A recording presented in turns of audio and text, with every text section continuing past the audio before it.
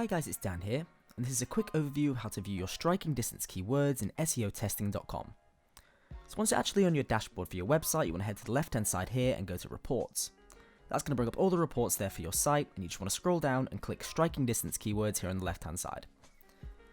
So as you can see now that this is loaded, it's popped up with all the striking distance keywords, which are basically all the keywords that you rank for in positions 10 to 30 online within Google. Now this is really useful information as you can then improve these keywords and rank more and obviously increase revenue for your website.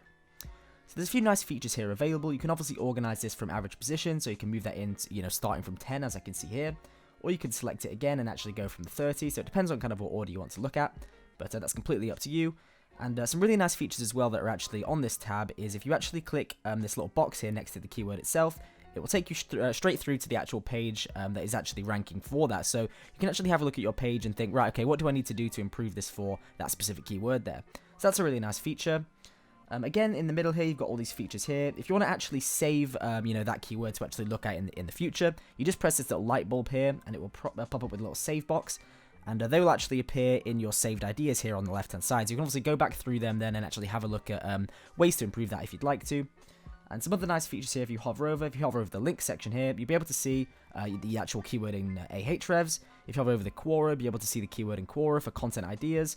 Hovering over this does the exact same thing for Reddit.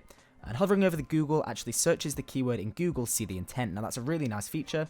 So obviously if I click on that then, it's actually going to pop up with that keyword. And it gives you a bit of an insight into whether it's a monetary keyword or whether it's kind of more, informational based, all that kind of stuff. So it kind of gives you an opportunity to check whether what you're going to be improving your website for is relevant for the keyword you're actually trying to rank for there. So a lot of nice little features, but that's basically how to access striking distance keywords within SEOtesting.com. Thanks a lot for watching, and we'll see you guys later.